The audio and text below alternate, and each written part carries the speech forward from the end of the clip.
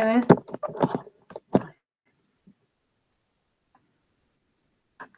Son las unidades 4 y 5, que en realidad versan sobre el mismo tema, que tiene que ver con el concepto de calidad.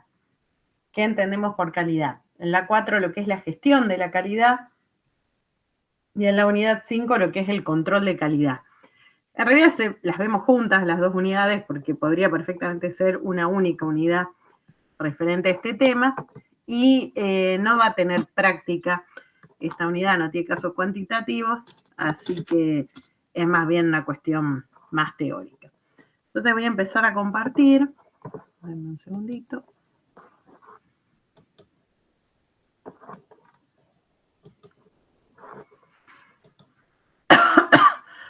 Esperen, estoy con una tos mortal.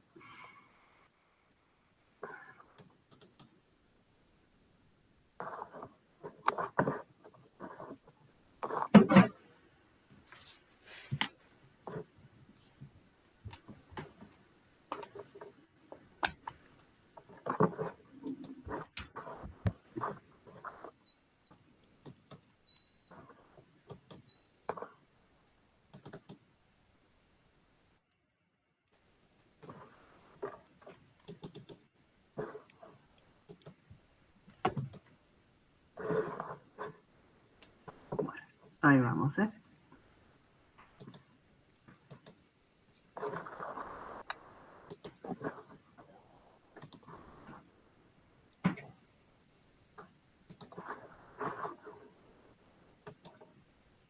Cerré todo por las dudas, vieron que si no se me colapsa todo acá. Ahí vamos. Bueno, yo ahora dejo de verlos, así que necesito que ustedes me cuenten si empieza a compartir. Bien, ¿ven bien ahí? Sí, profesor, bien. Perfecto. Bueno, lo que yo les contaba, que esto está dividido en dos unidades, pero en realidad conceptualmente todo tiene que ver con qué entendemos por calidad, cómo la gestionamos y cómo la controlamos. Entonces, básicamente, la 4 y la 5 van a estar en torno a estos temas. Cuando nosotros hablamos de calidad, hay, digamos, muchos conceptos a tener en cuenta. Y hay una parte del concepto de calidad que es más bien objetivo. ¿Cuál podría ser? ¿Qué les parece a ustedes? Que en donde tendría que ver cierta objetividad en el concepto de calidad. Donde yo podría hacer un control de calidad más objetivo.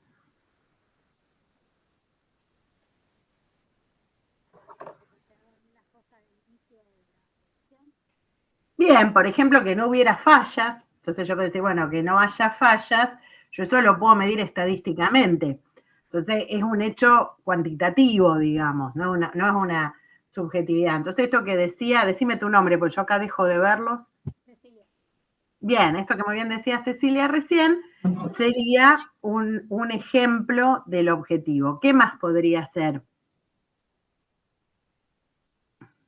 Dentro de estas que nosotros estamos viendo acá. ¿Cuál tiene que ver con un control que podría hacerse de índole objetivo? Que el producto responda a determinadas especificaciones de calidad. Eso que está ahí en el tercer punto. Si yo establezco especificaciones de calidad, entonces digo, el producto tendrá que tener tales dimensiones, un material con tal durabilidad, tal flexibilidad, tal cosa. Entonces digo, bueno, el celular tiene tanto de memoria, tanto, bueno, y tengo parámetros.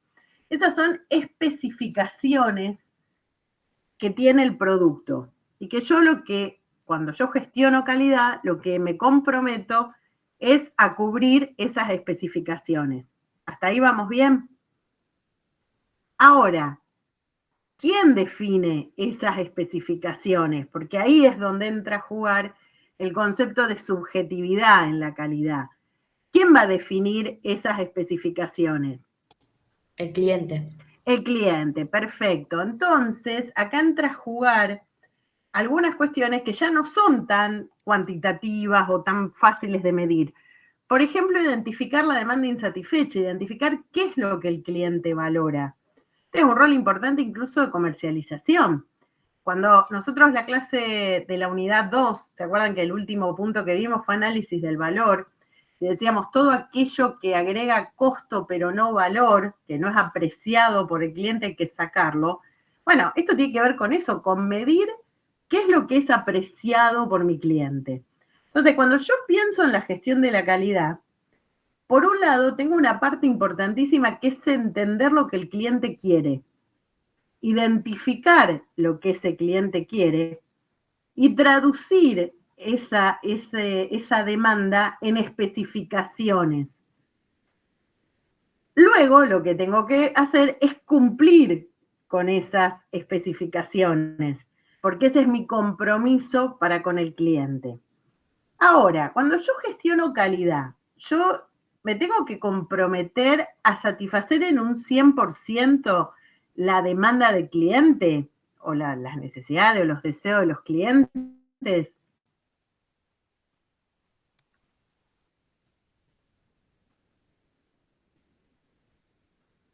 ¿Qué les parece a ustedes? No, pero porque no se puede tener conforme todas las necesidades. Hay algunas cosas que pueden ser mejores que otras o complicar otras necesidades. Perfecto. ¿Quién habló recién? Ricardo. ¿Daniel era? Ah, No, Ricardo. Muy Ricardo. bien, Ricardo. Muy bien. Exactamente. Ricardo, sí, acabo de decir Ricardo. Muy bien, Ricardo. Bueno, entonces, a ver, yo voy a desarrollar acuerdos entre el cliente y el proveedor. Acuerdos que van a definir las posibilidades, porque esto que decía Ricardo es real. Yo puedo tener como un gran objetivo satisfacer el 100% de las necesidades.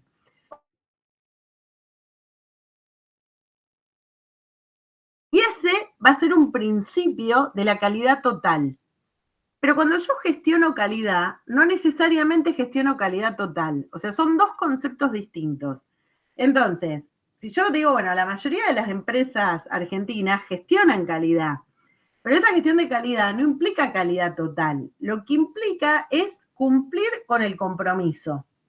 Y para que ese compromiso se dé, hay que generar acuerdos entre el que demanda y entre el que ofrece. De esos acuerdos, van a emerger esas especificaciones que voy a tener que cumplir, con lo cual voy a satisfacer a mis clientes, porque obviamente estoy satisfaciéndolo porque estoy satisfaciendo el acuerdo al que llegamos. Lo que no quiere decir es que lo estoy satisfaciendo al 100%. Habrá cosas que yo resignaré y habrá cosas que el cliente resignará. Por lo tanto, esperen que estoy viendo si está acá, ahí está. Cuando yo, ahora después vuelvo para atrás, pero quería poner esta filmina porque representa lo que acabamos de ver. Cuando yo digo, bueno, ¿de qué elementos depende la calidad? No hablamos de calidad total, hablamos de calidad, gestión de calidad. Bueno, de lo que el cliente necesita versus, como muy bien decía Ricardo recién, las posibilidades que el proveedor tiene. Entonces, el cliente va a tener necesidades de todo tipo, necesidades de diseño, necesidades de variedad, necesidades de durabilidad, de materiales, de colores, de forma, lo que a ustedes se les ocurra, necesidades financieras, necesidades de envío, de logística, bueno, son infinitas las necesidades que cualquiera de nosotros puede tener. Entonces, el cliente tendrá que ser claro, o nosotros tenemos que tener la capacidad de identificar claramente cuáles son las necesidades prioritarias de mi cliente. Y luego a ver qué posibilidades son las que yo tengo de cubrir esas necesidades. Entonces, puede ser que el cliente quiera una financiación de 2 años, pero a lo mejor yo no tengo capacidad financiera para financiar 2 años. Entonces yo negociaré y a lo mejor financio 1 año. Eso es lo que se hace, esto es lo que va a llevar a un pacto, a un acuerdo, que la calidad va a tener que ver con cumplir ese acuerdo, cumplir ese pacto entre el cliente y el proveedor. que no es óptimo para ninguno de los dos, pero es lo que se puede, como muy bien decía el compañero antes. Y creo que este es un concepto importante porque a veces uno está demasiado influenciado por el concepto de calidad total, porque es muy romántico y es muy lindo, pero lo real es que muchas veces es imposible de alcanzar. Por ejemplo, porque a lo mejor yo como empresa no tengo acceso a determinada materia prima o a determinado material que el cliente quiere. Entonces, no es buena o mala voluntad, es que no puedo. Entonces yo veré qué le ofrezco y de qué manera hago que lo que yo le estoy ofreciendo sea atractivo para ese cliente. Y en ese acuerdo es donde va a surgir la calidad. Y de donde nosotros vamos a hablar más adelante de niveles de calidad. Porque también, como bien decía Cecilia antes, yo tengo que ver hasta dónde puedo llegar y hasta dónde puedo comprometer. Entonces tampoco es que esa calidad va a ser al 100%, sino que va a tener que ver con esa pauta de calidad definida con el cliente. Es un concepto menos ambicioso, menos, esperen que me estoy yendo para otro lado, acá, menos romántico que el de la calidad total, pero sí mucho más realista. Si alguno de ustedes toma el tema de calidad en las empresas que van a hacer sus trabajos de campo, bueno, es interesante preguntarle de qué manera gestionan la calidad. Bueno, acá está entonces un poquito explicado esto. Desde esta perspectiva, porque vieron que hablábamos en la otra clase que hay muchas perspectivas, muchos conceptos de calidad, pero desde esta perspectiva, calidad es cumplir con las condiciones contractuales fijadas con el cliente. Es cumplir con eso que se pactó. Y eso implica respetar no solo el producto terminado, sino también los procedimientos. Procedimientos que tienen que ver con procedimientos productivos, que después vamos a ver de qué manera hay control de calidad en los procedimientos, como también en el cumplimiento de controles de calidad fijados, como esto que decíamos, que pueda haber auditorías, que pueda determinarse qué porcentaje de productos salen con fallas o tienen algún problema de calidad o no son consistentes con lo acordado. Entonces, cumplir con esos controles también es hacerse responsable cuando quizás no podemos alcanzar esa utopía, digamos, de la calidad al 100%. Otra cosa que sí es muy común encontrar, porque es probable que ustedes hayan ido a un montón de empresas que cumplen con normas ISO. Por ejemplo, lo que es salud es muy común, ¿no? Digo, bueno, por ahí cuando uno va a determinados institutos, sanatorios o los centros de diagnóstico de imagen y demás, están certificados. Bueno, lo que hacen las normas ISO, que son un montón, es certificar que esa empresa cumple determinados estándares. ¿Esto qué le da la certificación? Lo más útil de la certificación es la posibilidad de exportar, sobre todo, porque me pone en un nivel de calidad aceptado a nivel mundial. Entonces, es un organismo externo que va a certificar que la empresa cumple con esas etapas, cumple con esos requerimientos para poder ser clasificada como una empresa certificada. También están las normas IRAM, que son locales, no tienen tanto impacto a la hora de exportar, pero sí pueden tener impacto internamente. Si una empresa está certificada, lo más usual es que busque proveedores certificados también, porque eso le va a garantizar sostener su certificación.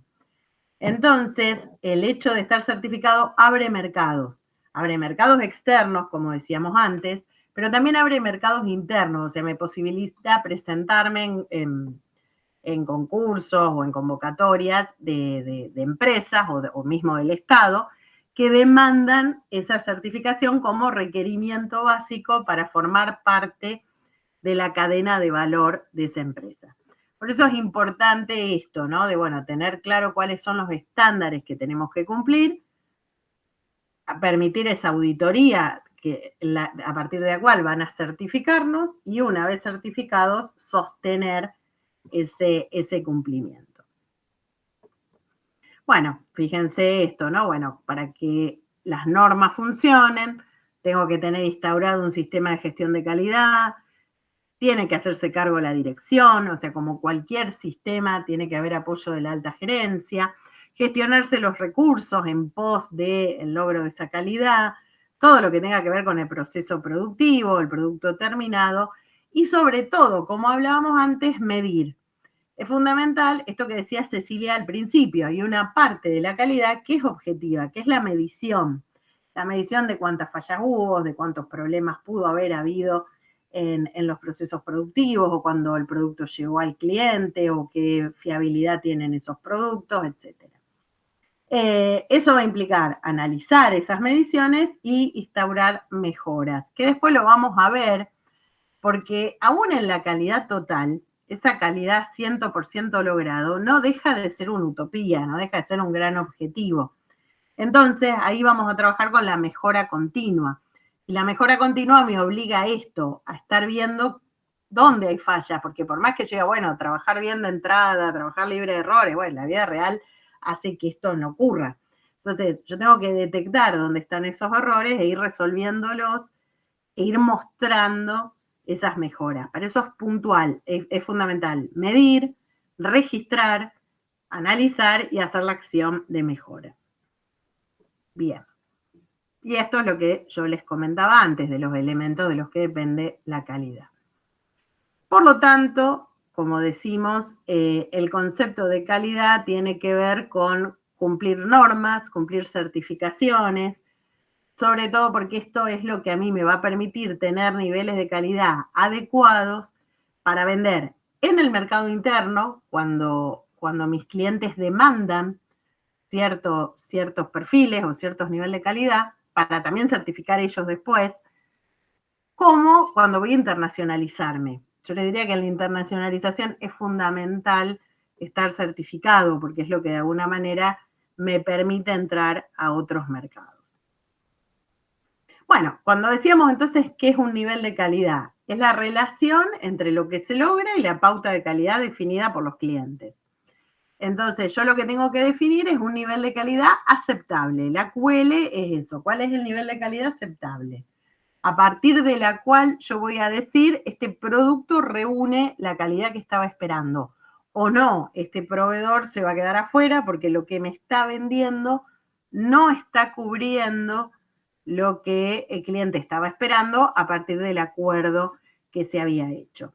¿Y cómo se hace ese control de calidad? Como decíamos un poco antes, ¿no? Y a partir también de lo que decía Cecilia, mediante muestras y tablas que me permiten ver el error que se pueda encontrar, y si esos errores están dentro de lo tolerable, o sea, están dentro de los estándares esperables, o si evidentemente estoy lejos de esas pautas establecidas. Antes de pasar a calidad total, porque como les digo, esto se divide como en dos partes, lo que es gestión de calidad en general y el concepto de calidad total, que es una filosofía de gestión. ¿Hay alguna duda en lo que vimos hasta ahora? No, profe. Bien, o sea, es muy sencillo. Esto simplemente lo que plantea es entender la calidad como el nivel de calidad aceptado por el cliente. Eso implica reconocer qué requerimientos tiene el cliente, reconocer qué posibilidades tenemos nosotros y negociar. Llegar a un acuerdo, pero después sí cumplir con ese acuerdo. Y para eso hay metodologías estadísticas que me permiten medir si efectivamente estoy cumpliendo con lo que me comprometí. Ahora, yendo un poquito más a esto que decíamos antes, que tiene que ver con un objetivo más amplio, dentro del management japonés, vamos a tener la calidad total. Así como vamos a tener la mejora continua y el justo a tiempo. El justo a tiempo lo vamos a ver en la unidad 11, pero cuando veamos justo a tiempo vamos a retomar muchos conceptos de los que vamos a ver hoy en calidad total y en mejora continua.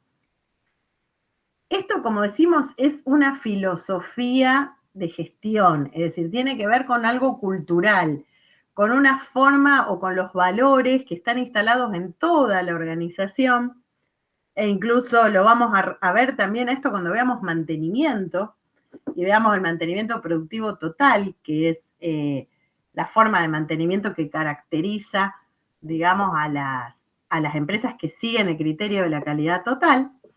Y apunta, como decíamos, acá sí apuntamos a cumplir los requerimientos al 100%, de vuelta, meta, objetivo.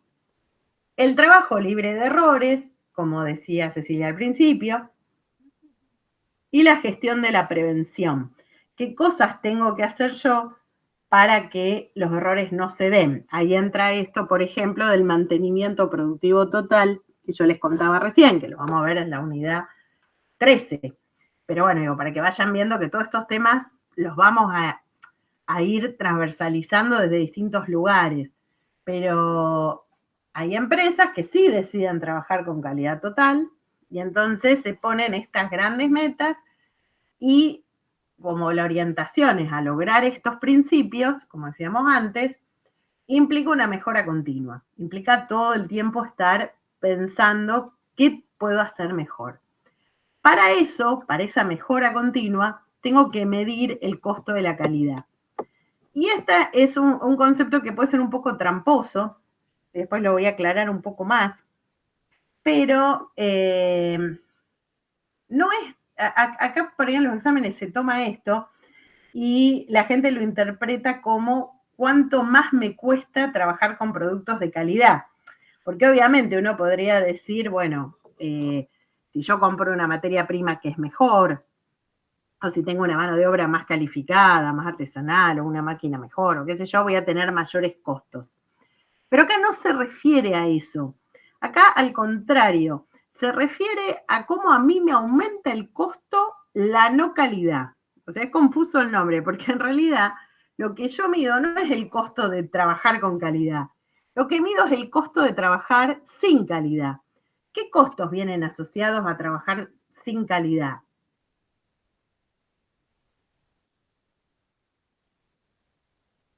No tener las especificaciones del cliente, no tener, o sea, lo que el proveedor me puede ofrecer.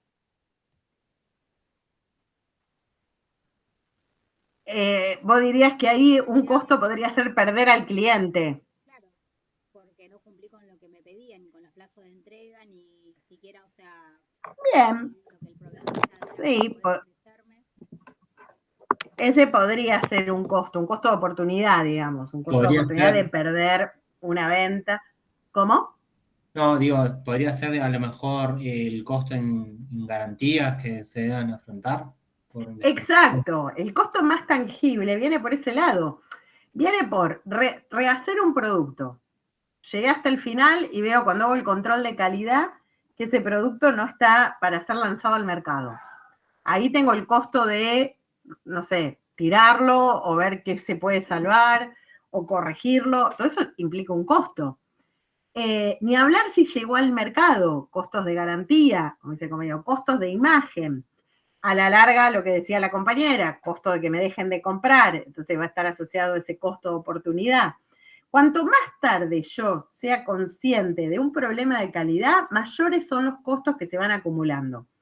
Si el producto por algún motivo viene mal y yo lo detecto enseguida, y después vamos a ver que este es un principio de la calidad total, y tengo autoridad para detener el proceso productivo y corregirlo, quizás muy poquito lo que se pierde para que eso... Ahora, cuanto más va avanzando, más materia prima se va usando, más mano de obra, más difícil es revertirlo, más probable es que tenga que tirarlo o tenga un costo muy alto de reciclaje. Si llega al mercado, como bien dicen ustedes, peor todavía, porque tengo costos reales, que son la garantía, hacerme cargo, la logística y demás, y costos más subjetivos, pero también reales, como decía la compañera antes, de una mala imagen, un mal posicionamiento que ese cliente me deje de comprar. Entonces, tengo costos concretos y también tengo costos de oportunidad. Medir esos costos, sobre todo medir los costos concretos, que por ahí es lo más sencillo, a mí me permite ver si yo voy reduciendo esos costos de no calidad. Entonces, si yo digo, bueno, tengo una falla en tal producto, en tal etapa, ¿cuánto le está costando a la empresa esa probabilidad de que esa falla ocurra? Bueno, reduzcamos la probabilidad de que esa falla ocurra y veamos cuánto nos estamos ahorrando porque esa falla no está ocurriendo. ¿Se entiende por dónde va? ¿No estaríamos utilizando ahí la tabla de AQL para evitar eso? No, porque esto tiene que ver con apuntar a la mejora continua. A vos no te importa si estás dentro del AQL. El AQL te da la tolerancia. El nivel aceptable. El nivel aceptable, pero vos cuando vos trabajás con mejora continua, vos no querés el nivel aceptable, vos querés el nivel 100%. ¿Se entiende o no? O sea, vos podés decir, yo acepto, mi cliente acepta hasta un 10% de falla, pero ¿cuánto me cuesta ese 10% de falla? No lo voy a perder al cliente, pero sí tengo que darle una respuesta, no le puedo vender algo fallado. ¿Me van siguiendo o no?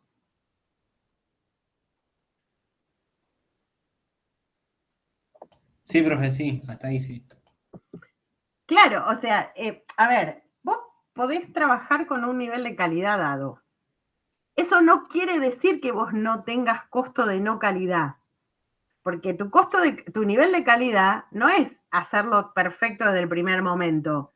Entonces, en esa distancia entre lo que vos podés y lo que está pasando, en ese intervalo de falla tolerable, vos no vas a perder al cliente, pero sí vas a tener costos de no calidad.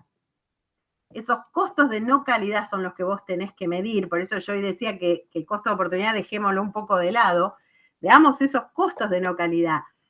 Yo llegué hasta el final y me di cuenta que el producto no estaba bien, lo rehice, al cliente le llegó bien, ¿cumplí con el AQL? Sí, cumplí con el AQL. Ahora, ¿hay costos en eso que me pasó? Claro que lo hay.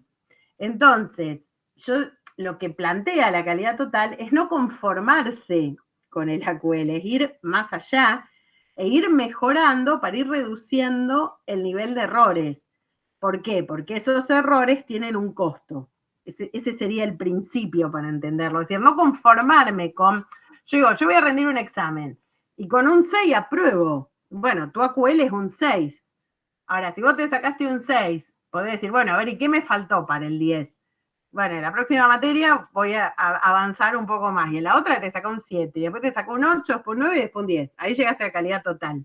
Del 6 al 10, ¿estamos dentro de la QL? Sí, aprobaste todas las materias, pero no cubriste la satisfacción total de esas materias. Digo, para ponerlo en un ejemplo nuestro, cotidiano, ¿no? Entonces, yo en esos casos voy a pensar en de qué manera voy mejorando la calidad. Por eso nosotros hablamos de mejora continua. Porque esto es decir, bueno, ¿cómo hago yo para que cada día trabajar mejor? Entonces, ¿cómo hago? Bueno, lo primero es medir, es hacer la medición. Medir es la tasa de error, qué cosas salen mal hoy en día. Y tengo que hacer gráficos, o sea, registrar, graficar y comunicar qué es lo que no estoy haciendo bien ahora. Entonces, se van a enumerar los errores que ocurren y se va a establecer un cronograma con responsables para que tomen ese programa de mejora continua. ¿Para qué? Para ir reduciendo ese nivel de error, aunque sea tolerable, pero no es tolerable si yo quiero llegar al 100%. Y tengo que ir comunicando los éxitos. Es fundamental entonces medir lo que está pasando, registrarlo, mostrarlo, comunicarlo, trabajar para que se reduzca ese nivel de errores y mostrar de qué manera estamos mejorando esa calidad y estamos yendo hacia la mejora continua. ¿Queda más claro con esta segunda parte el concepto? Sí, profe. Bien, ahora, yo acá estoy midiendo tasa de errores. Ahora lo que tengo que hacer para medir el costo de la calidad, ¿qué es? Esos errores traducirlos en qué? Para que sean costos.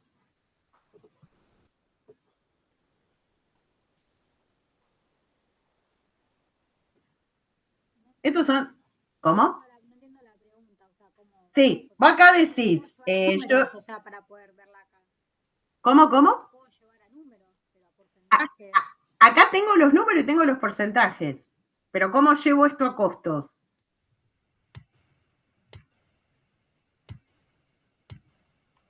yo digo, este error se presenta un 3% de las veces. Ahí estoy haciendo medición. Esta primera etapa. Ahora, ¿cómo hago para pasar esa medición a costos? ¿Qué tengo que hacer con eso? ¿Qué cosa está asociado? Tengo que valorizarlo. Tengo que monetizar eso. ¿Se entiende? Tengo que monetizar esa ineficiencia. Yo puedo decir, no sé, cuando uno en la universidad dice hay una deserción del 30% de estudiantes, del ingreso hay una deserción del 30%. Eso es una medición. Si yo eso lo puedo valorizar, no digo porque es más difícil en la universidad valorizarlo, pero si yo eso lo pudiera valorizar, ahí estaría pasándolo a costos, ¿se entiende? Para hablar de costos tengo que hablar de plata. ¿Cuánto le cuesta en plata a la empresa ese 3% de errores que estamos teniendo? ¿Vamos bien? Entonces, yo mido qué errores tengo. Ahora, esa medición la paso a plata. Eso es el costo de la calidad. Para eso voy a armar un comité, como tenía armado un comité para la medición, voy a buscar a un responsable contable para que registre y para que eso lo pueda llevar directamente a plata. Y ahí, ya conociendo los errores y su tasa de aparición, y conociendo la valorización de esos errores, o sea, cuánto le cuestan a la empresa esos errores, tengo que empezar a aplicar acción correctiva. Acción correctiva no es la resolución de esos errores, es la reducción de la presentación de esos errores. O sea, cuando yo hablo de acción correctiva, esto lo aclaro porque a veces lo explican mal en los exámenes. No es corregir los errores, digo, in situ. El producto salió con un error y lo corrijo. Es como hago para que los productos salgan con menos errores. Entonces, lo que va a hacer la empresa es determinar 1 o 2 errores más importantes, porque a lo mejor son los que más impactan en los costos, y trabajar para que esos errores desaparezcan. Ese es el concepto de acción correctiva. Entonces, estos 3 conceptos van juntos los 3 y tienen que ver con la mejora continua. Entonces es tener claro dónde se presentan los errores, registrados, comunicados, compartidos. Tener claro el costo que me generan esos errores en plata y cómo hago para ir tomando de a 1, de a 2 errores y trabajándolos para eliminarlos o para que tiendan a 0. Entonces, lo que plantea la acción correctiva, acá no está explicado, pero bueno, se los voy a contar, es que hay una serie de, llamémosle reglas, para aplicar la acción correctiva. Una regla es la regla de selección, es decir, ¿qué errores son los que yo voy a tomar para corregirlos? Y acá algo que plantea es que, por ejemplo, la acción correctiva no puede incluir errores que tengan que ver con lo personal. Por ejemplo, un conflicto entre turno mañana y turno tarde, que a lo mejor genera errores por un conflicto. Bueno, eso no forma parte de la acción correctiva. Eso será un problema de recursos humanos. La acción correctiva va a cosas objetivas, a cosas sencillas, digamos, o a cosas que tengan más que ver con lo técnico. Entonces, lo primero es ver de qué manera yo elijo los errores con los que voy a trabajar. El segundo punto es quiénes van a ser responsables de esos errores, y esto es sumamente importante. ¿Quiénes se van a hacer cargo de resolver esos errores? Y eso implica, se llaman reglas de organización, porque justamente lo que quieren decir es que yo tengo que tener una estructura detrás de esto. Porque si yo detecté los errores, saqué sus costos, sé cuáles quiero reducir, pero no tengo a nadie que sea responsable, no tengo un equipo que diga, bueno, tomamos la posta para resolver este error o para reducir al mínimo su ocurrencia, eso no va a existir. Entonces yo digo, bueno, tengo las reglas de inclusión, que son las reglas que de alguna manera me marcan qué entra y qué no entra en la acción correctiva. Tengo las reglas de organización, que me van a marcar quién se va a hacer cargo y con qué recursos. Bueno, esto es fundamental también, yo tengo que dar recursos para que se resuelvan situaciones. A lo mejor hay que cambiar una máquina, a lo mejor hay que capacitar un personal, bueno, eso implica recursos. Después lo que voy a tener se llama el fundamento de circuito cerrado, que lo que dice es que el error o la acción correctiva no la voy a no la voy a abandonar hasta que no esté resuelta. Me tengo que hacer cargo de resolverla. No puedo decir, bueno, no, esto es muy difícil, lo dejo. Tomé ese error, porque ese error es importante, hasta que no está resuelto, no lo puedo abandonar.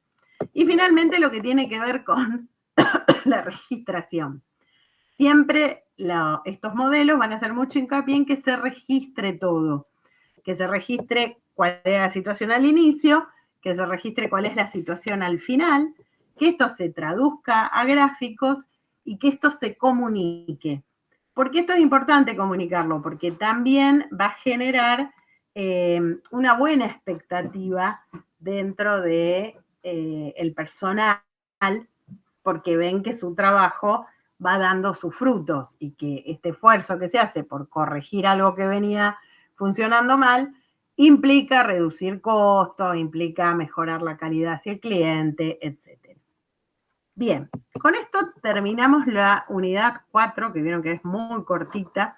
Díganme si hay algo que no se entendió, algo que me quieran preguntar.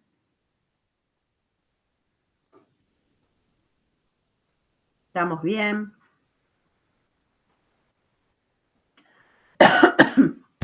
Bueno, en la unidad 5, nosotros lo que vamos a poner el foco es en el control de la calidad.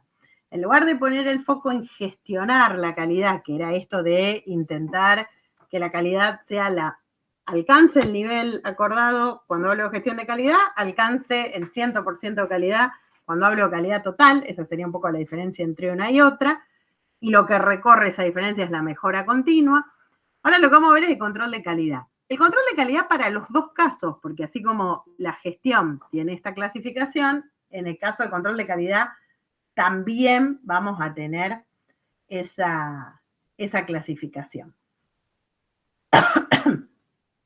Fíjense que esto retoma en forma directa lo que vimos antes como definición de calidad, de gestión de calidad. Yo tengo que definir de qué manera voy a controlar y registrar las especificaciones y pautas. Esto que decíamos al principio de la clase. Yo defino cuáles son las especificaciones que tengo que cubrir, pero ahora tengo que definir de qué manera voy a hacer esos controles.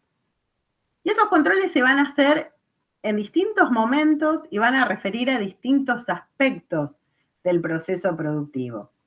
Primero tiene que haber controles previos al inicio del proceso productivo. ¿Qué controles previos podría yo hacer?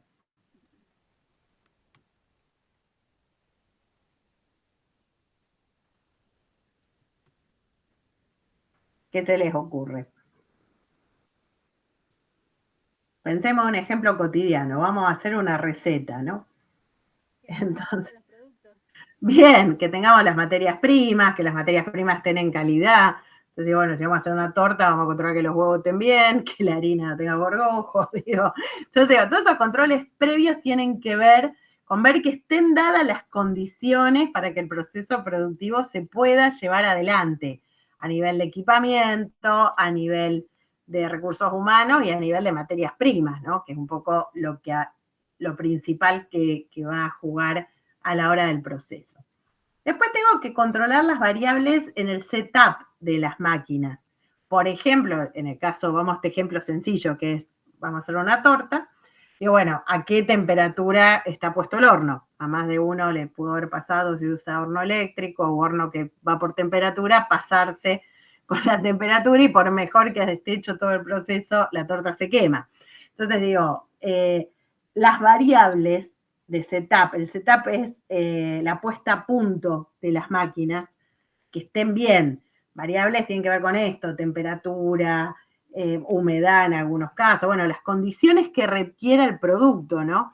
Digo, una cosa es estar haciendo vino y otra cosa es estar haciendo muebles, pero habrá distintas variables a tener en cuenta. ver que el personal esté disponible. Es decir, que el personal sea el calificado, sea el adecuado para llevar adelante estas tareas. Muchas veces las fallas de calidad vienen por error humano, no porque falle la máquina o falle algo de la materia prima o lo que fuera. Después que se use correctamente la materia prima, porque yo en el control previo verifiqué que las materias primas especificadas estuvieran y fueran las buenas, las necesarias. Ahora lo que tengo que analizar es que se usen correctamente esas materias primas, que se sostengan bien y se utilicen bien. Bueno, el control de las variables establecidas durante el proceso, acá hacíamos hincapié en el setup. El setup tiene que ver con el momento de la puesta a punto de la máquina. Esto tiene que ver con variables durante los procesos. Piensen que hay procesos productivos que llevan bastante tiempo. Entonces uno tiene que ir midiendo esas variables. No es solo la puesta a punto, sino también durante el proceso productivo, que estas condiciones sean las necesarias para el producto que nosotros queremos lograr. Fíjense, no sé si ustedes son de comer bizcochitos, ya me agarra hambre esta hora, ¿no? Y hay algunas marcas de bizcochitos que 2x3 vienen quemadas. Entonces uno dice, bueno, o sea, acá no hubo un control de la variable establecida. A lo mejor estuvo bien el setup, pero después lo dejaron más tiempo de lo que tenían que dejarlo, o la temperatura del horno por algún motivo se pasó. Entonces, bueno, esto es controlar que efectivamente esas variables se sostengan, porque claramente, cuando esto no ocurra, el producto llega con una calidad que no es la calidad de consistencia, no es lo que uno como cliente espera de ese producto. Bueno, ver de qué manera se están llevando adelante las tareas de inspección y de ensayos. Esto es importante, porque también hay que controlar el control. La inspección y los ensayos tienen que ver con las pruebas ¿se acuerdan que cuando veíamos los tipos de proceso, la clase pasada hablamos de los procesos de prueba de calidad? Esos procesos que forman parte del proceso productivo, pero que están mechados dentro del proceso para hacer ensayos o ver cómo viene funcionando la producción. Entonces, también hay que ver si eso se está haciendo bien, porque ojo que un proceso de control de calidad también podría ser falto de calidad. Bueno, controlar después la manipulación y el almacenaje de los productos. Vemos que muchas veces los productos se dañan en la etapa posterior, o sea, ya producidos porque fueron conservados en un lugar que no cubría la humedad necesaria, la luz o lo que fuera, o el envase no es el adecuado, no está bien almacenado. Y lo fundamental es que todo esto, de vuelta, para ver que es medio reiterativo lo que vamos diciendo, pero se registre. Es decir, que haya un control y una registración de todo el proceso para poder efectivamente realizar un correcto control de calidad. Bien. Ahora, ¿cómo llevamos adelante los procedimientos de control de procesos? Es una pregunta que por ahí se toma en los exámenes y es un poco reiterativa de todo lo que hemos venido hablando, bastante reiterativa estas 2 unidades. Son 2 cortitas, pero esto tiene que ver con lo que hablamos al principio, con lo que también comentó Cecilia al principio, ¿verdad? Primero tengo que tener claramente definido el nivel de calidad, el AQL. Recuerden que esta primer parte de esta unidad está vinculada a gestión de calidad, no a gestión de calidad total. Entonces, yo lo que tengo que tener es una clara definición del nivel de calidad que es necesario alcanzar. Para eso tengo que definir qué muestra será necesaria, cuál es el tamaño de la muestra, cuántos productos yo voy a comprobar si alcanzan la calidad para garantizar la validez de que esa muestra sea representativa de la producción total. Voy a definir cuántos ensayos, cuántas pruebas le vamos a hacer a esos productos y cuáles son los criterios de aprobación. No sé, digo, estoy fabricando una gaseosa y a lo mejor un ensayo es medir la acidez del agua o la gasificación o lo que fuera. Entonces, esos son distintos ensayos. Y a partir de qué nivel yo voy a considerar que ese producto está apto para salir al mercado. ¿De qué manera, qué metodología voy a usar para llevar adelante esos ensayos y esos criterios y esas pruebas? y con qué equipos lo voy a hacer, y definir las auditorías internas, de qué manera esto va a ser auditado, porque de vuelta, también el control debe de ser controlado. Bien, todo esto a mí me va a permitir realizar medidas correctivas necesarias para alcanzar ese nivel de calidad e ir trabajando, como decíamos, en pro de ir mejorando esos niveles de calidad. Ahora, ya yendo a calidad total, y lo claro porque acá no está aclarado, pero hablamos de lo que son los círculos de control de calidad. ¿Escucharon alguna vez hablar de los círculos de control de calidad?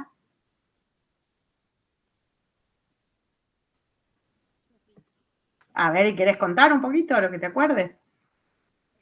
Creo que es un grupo de personas que verifican que todo se cumpla según la norma establecida. ¿Eso quién está hablando? Cecilia. Sí. Pero es solo verificar que se cumpla. No, se relaciona todo, o sea, que yo leo que se cumpla, o sea, que no solamente las especificaciones del cliente, sino que el producto también tenga todo, que tenga todas las normas establecidas. Bien, es importante que ese círculo, está bien lo que estás diciendo, Cecilia, pero yo voy a ir un poquito más lejos. Ese círculo de control de calidad no solo se va a dedicar a controlar, se va a dedicar a mejorar también. O sea, esto va a estar más vinculado a lo que veíamos al final del proceso de acción correctiva. Es decir, está bien lo que vos decís, el grupo se va a hacer cargo a ver, hay varios puntos interesantes a mencionar. Lo primero que vamos a hablar de grupos pequeños. Segundo que vamos a hablar de grupos que pertenecen al mismo taller. Es decir, que pertenecen a la misma área o a la misma dirección dentro de la empresa. Tercero, que van a opinar solo sobre lo que ellos hacen. No van a dar sugerencias o intervenir en cuestiones que no sean el trabajo que les es propio. Y luego con eso, si bien obviamente va a haber un control, como bien dice Cecilia, después lo que vamos a ir viendo es qué errores se encuentran y cómo se trabaja sobre esos errores para reducirlos. Es decir, esta metodología que veíamos antes de medir los errores, calcular su costo y pensar en la mejora continua, perfectamente puede formar parte del funcionamiento normal de un círculo de control de calidad. Entonces, estos círculos de control de calidad tienen otra serie de características. Se trabaja en forma voluntaria, es decir, la gente forma parte del círculo porque quiere. Muchas veces se hace fuera del horario de trabajo, porque tiene que ver con un compromiso. ¿Qué puedo hacer yo como empleado para hacer que esto mejore? Y de vuelta acabamos ese concepto de mejora continua, ¿no? Esto de decir, bueno, sí, estamos bien, a lo mejor estamos cumpliendo el nivel, pero podemos estar mejor. Y esa es la lógica del círculo de control de calidad. Es muy del management japonés, igual que la calidad total. Después hay algunas adaptaciones, ¿no? Por ahí más occidentalizadas, pero concretamente cuando yo hablo de círculo de calidad o círculo de control de calidad, hablo de esto. Un pequeño grupo que desarrolla actividad de control de calidad en forma voluntaria, dentro de un mismo taller. Contribuye al desarrollo y a la mejora de la empresa, ayuda a mejorar el lugar de trabajo, desarrolla la capacidad humana, porque también es interesante esto, también se van, parte de la función de ese círculo de calidad es capacitarse entre ellos, no es solo controlar y mejorar, también es formarse, y eso es interesante, porque está pensando también, por eso de vuelta a esto que tiene que ver con la calidad total, con esa filosofía de trabajo. Entonces, un grupo reducido va a opinar sobre trabajo relacionado a lo que hace. Las reuniones son periódicas, es decir, no es que se reúnan una vez cada tanto, sino que hay una frecuencia establecida, hay un horario predeterminado, un compromiso en la participación. Puede haber un líder, un facilitador, que de alguna manera es el que va llevando adelante la coordinación de ese grupo, que se trabaja claramente en equipo, y que, como decíamos antes, además de controlar, implementa soluciones. O sea, lo que vamos a hacer es detectar el problema, verificarlo, controlarlo, pero después también hacer acción correctiva, para implementar soluciones. ¿Y quién mejor que el que hace el trabajo todos los días para saber cómo hacerlo mejor? Esa es la lógica del círculo de control de calidad. Y es la lógica de la calidad total. La lógica de la calidad total es completamente participativa. Y el sentido que tiene es el de que todos se sientan parte de ese compromiso por el 100% de calidad. Por eso volvemos a decir que tiene que ver con cuestiones filosóficas y con cuestiones culturales, que no es tan fácil, por ejemplo, en la sociedad occidental, ser implementado, porque tiene que ver con un perfil de sociedad distinto de pronto al nuestro. Y es importante que haya una retribución para ese grupo, es decir, que pueda haber premios, que pueda haber un reconocimiento. El premio no tiene por qué ser económico, puede ser un reconocimiento. Por eso esto que decíamos, que de pronto se registran las mejoras, se publiquen y todo el mundo las vea, bueno, perfectamente es un reconocimiento a ese grupo. Entonces, ¿qué permite este círculo de control de calidad? Lograr el mejoramiento y desarrollo de la empresa, mejorar el ambiente de trabajo, porque se da ese espacio de camaradería, de compartir, de tirar ideas, de debatir, de ser creativos. Es un espacio para ser creativos que uno no siempre cuenta con esos espacios en las organizaciones. Y ayuda, como yo les decía, no es solo mejorar la calidad, también ayuda a desarrollar a las personas. O sea, también tiene que ver con el autodesarrollo o con que las personas mejoren sus capacidades. Por eso hay capacitación también dentro de las actividades del círculo de control de calidad. Capacitación respecto de qué es calidad, de cómo medirla, de cómo definirla, de cómo mejorarla. Entonces, está bueno porque eso también se lleva el empleado, ¿no? Porque eso también da empleabilidad, aprender todo ese know-how. Bien, ahí fíjense, están los 10 factores, que muchos son los que ya fuimos mencionando. Autodesarrollo de las personas, fíjense que está enfocado en quienes lo componen. Participación voluntaria, en grupo. Todos los integrantes de la empresa están invitados a participar, no todos en el mismo grupo. Recuerden que cada uno trabaja sobre su taller, pero digo, esto se extiende a toda la organización. Trabajan lo que yo les contaba, trabajan con técnicas de control de calidad, se capacitan en esas técnicas, analizan siempre lo que tenga que ver con su sector de trabajo, tiene que haber continuidad, tiene que haber debate, discusión, como decíamos antes, ser creativos, innovadores, porque hay que ser innovador para encontrar soluciones. Y permite de alguna manera, como decíamos antes, tener claro cuál es la calidad a la que apuntamos, cuáles son los problemas que nos están desviando de esa calidad y cómo generamos esas acciones de mejora.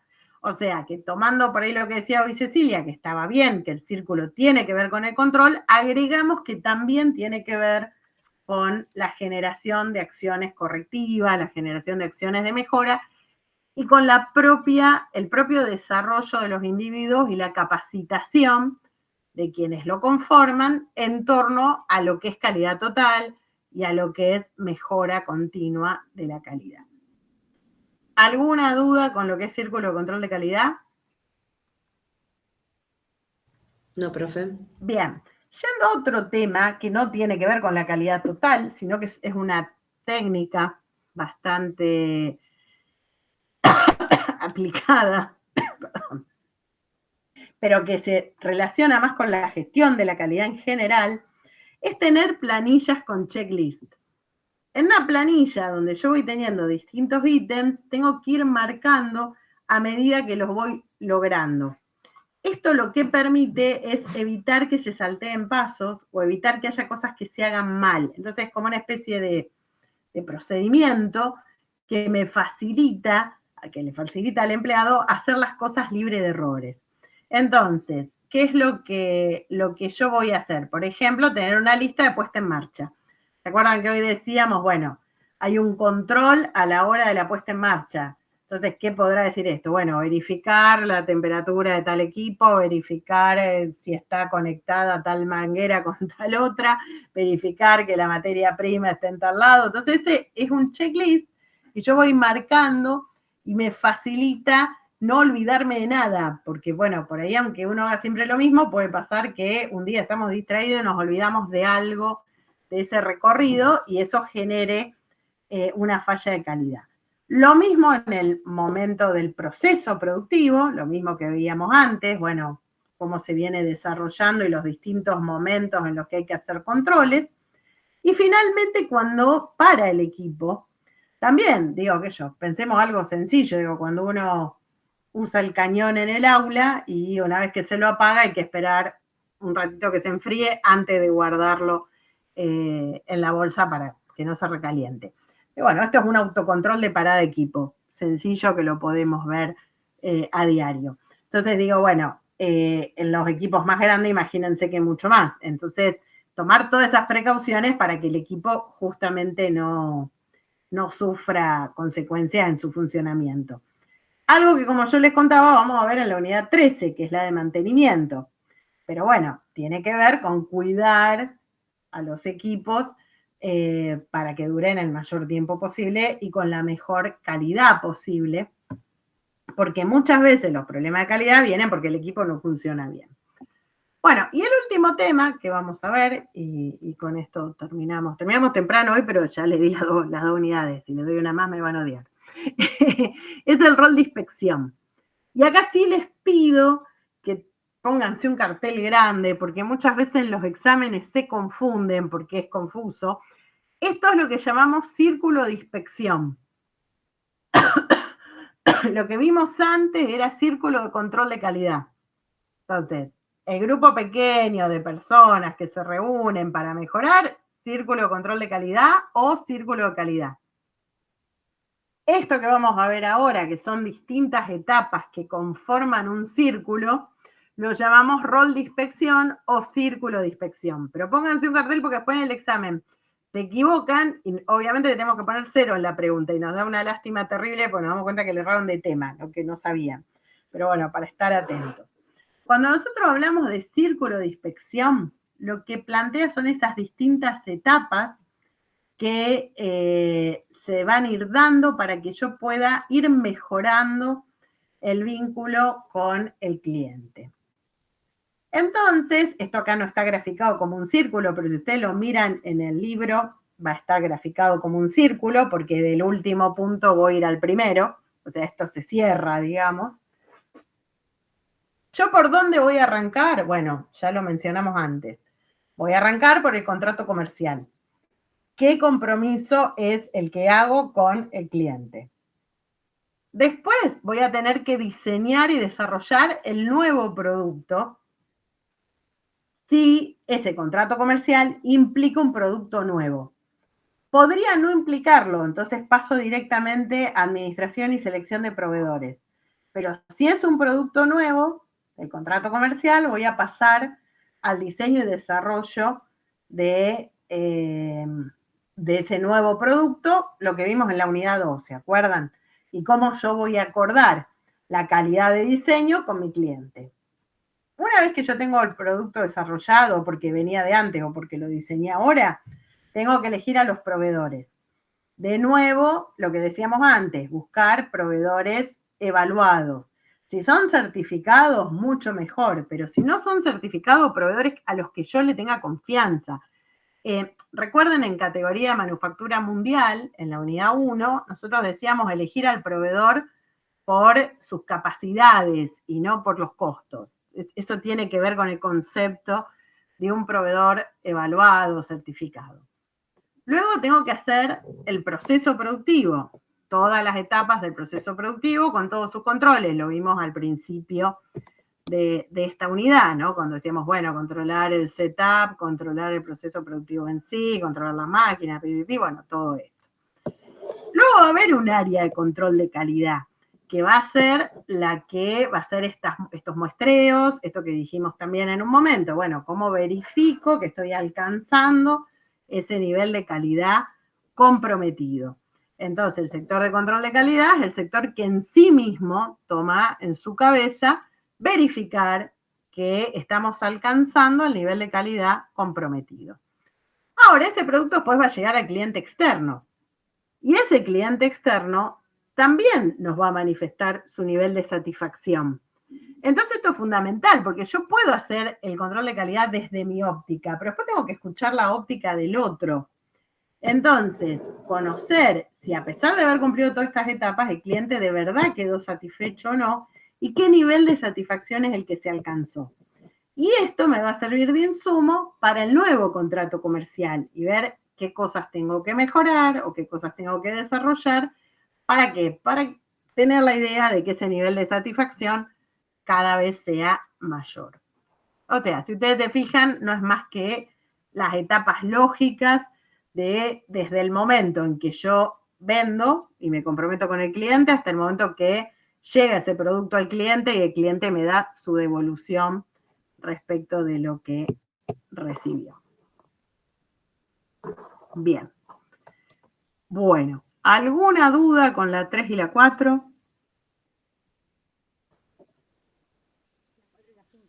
La 4 y la 5, perdón. Sí, ya me perdí yo. Fuimos tan rápido que... A ver, son dos unidades totalmente teóricas, así que creo que es cuestión de estudiarla, no hay mucho más. Pero bueno, marcan en las dos unidades los dos modelos. El de gestión de calidad apuntando a una QL y a un control de calidad de cumplir con ese compromiso contra la calidad total, esa satisfacción total, esa mejora continua y ese círculo de control de calidad que apunta a esa mejora continua. No sé, Cecilia, si vos querías preguntar algo. No, después te lo pregunto en la clase de consulta, porque Dale. así no los confundo a los chicos, porque a lo mejor yo me voy para otro lado. Bien, bueno, después poneme por privado cuando querés la clase. Sí, Así nos... que acabar la semana me pongo y... Dale. Vos mandame y acordamos la clase de consulta. Bien.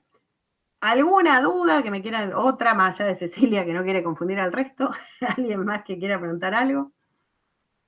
Profe, Sí. ¿estas unidades no tienen práctica? Estas unidades no tienen práctica. O sea, si ustedes van al cuadernillo, hay casos de modelos o de ejemplos de cómo se hace el control de calidad, por ejemplo, en los servicios, o cómo se hace, pero son ejemplos, es como el caso de las bicicletas Panasonic que vimos en la otra clase. O sea, no tienen una práctica cuantitativa, ¿no? Una práctica que le vayamos a tomar en un examen.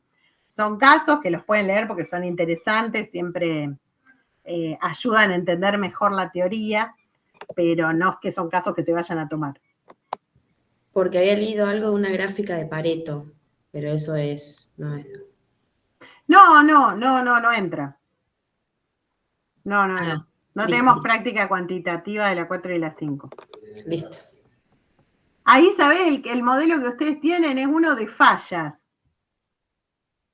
Es un modelo de clasificación de fallas, pero después nosotros vamos sí a ver alguna práctica del ABC en la parte de inventario.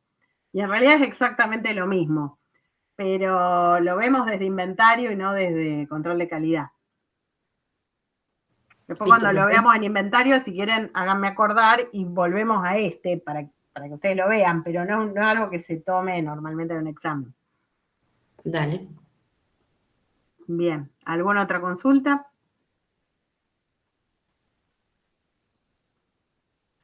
Bueno, se van temprano hoy, no se pueden quejar. Nos vemos el jueves, entonces. Sí, Daniel, ¿vos querías decir algo? Ahí me despedía. Chao, le decía. Ah, bueno, chao. Entonces nos vemos el jueves, porque hay paro no docente, pero clases damos igual, porque no hay paro docente. Así que nos vemos el jueves, que ya arrancamos con las 6. No creo que la terminemos, porque la 6 es larga. Y después sí tenemos semana de paro la que viene. Así que ahí discontinuamos por unos días. Bueno, nos vemos, chicos. Cuídense. Adiós.